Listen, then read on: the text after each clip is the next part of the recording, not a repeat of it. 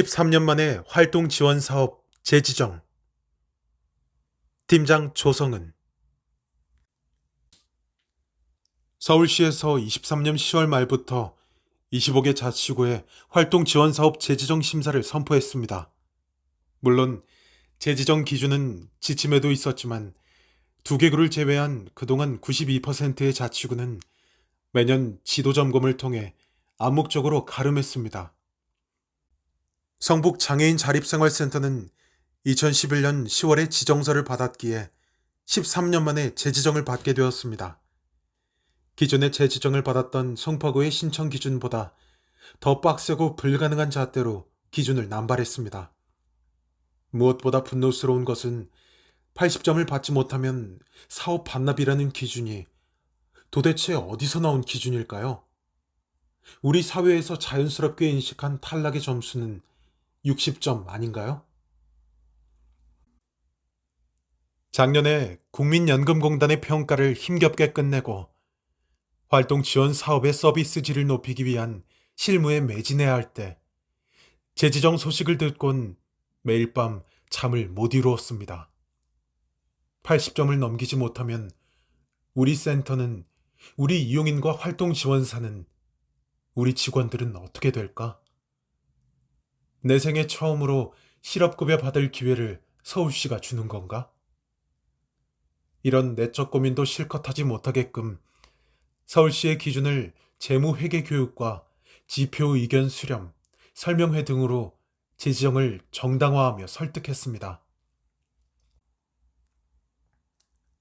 이미 작년에 국민연금공단의 평가를 제대로 받았고 그 점수를 활용해 활동 지원 연계 사업을 진행해도 되는데 서울시는 그런 공단의 평가를 믿지 못하는 오만함까지 있었습니다.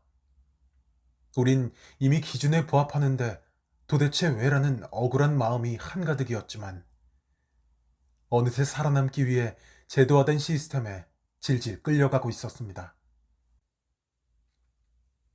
2024년 활동 지원 사업의 필수 사업인 이용인과 활동 지원사와 매칭 및 상담, 근로시간 준수와 부정수급 예방 교육 등 기본 사업에 충실하면서 재지정을 준비할 수 있을지 중압감과 스트레스로 심장이 쫄깃한 상태에 노출되었습니다.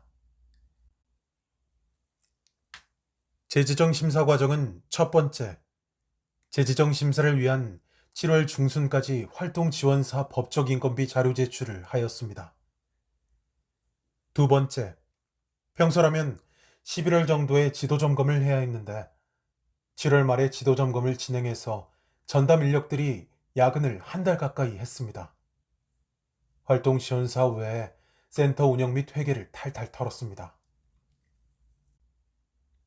그나마 그동안 의견 수렴을 통해 처음에 서울시 재지정 기준이 조정되었고 평가 대상 기간이 3년이 아닌 2024년으로 한정된 것이, 올해는 몇 가지 항목을 그냥 패스하겠다고 선심 쓰는 것이 감개무량할 정도였습니다. 세 번째, 9월 말까지 재지정 심사 자료 제출을 위해 팀원들이 일상 업무를 하면서 또다시 야근도 병행해야 하는 고된 시간도 있었습니다. 최소화하여 자료를 만든 것이 270쪽인데 관내 6개의 기관이 제출한 것을 담당 주무관이 3번이나 꼼꼼히 보느라 재지정 준비하는 게 얼마나 힘든 일인지 구청도 기관도 못할 짓이라는 게 명확해졌습니다. 네 번째, 10월 22일 심사위원들에게 활동 지원 사업 발표를 PPT로 진행했었습니다. 천천히 또박또박 전달하자는 주문을 걸었음에도 말하다 보니 막상 속도가 붙어서 아쉬운 점이 들었지만 큰 실수가 없는 것에 만족해야 하고 해야 할 일이 이제 끝났다는 것을 실감하며 그동안 제 지정을 위해 고생한 모두의 노고에 감사함과 더불어 후련함이 함께 몰려왔습니다. 제 안도와는 달리 원래는 당일 PPT 발표 후 심사 결과를 바로 알려준다고 하더니 바로 그냥 돌아가라고 합니다. 다음 주 발표 후 지정서는 10월 31일까지 지급한다고 못을 박았습니다.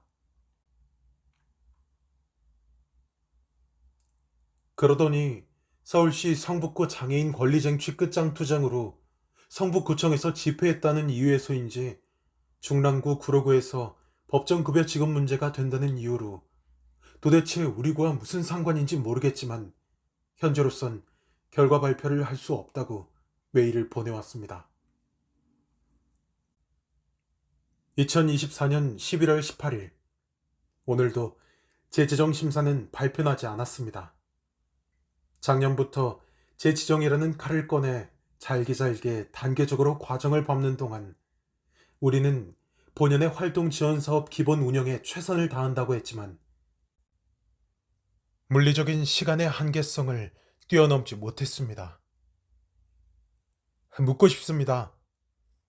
과연 누구를 위한 재지정인지를 재차 묻고 싶습니다.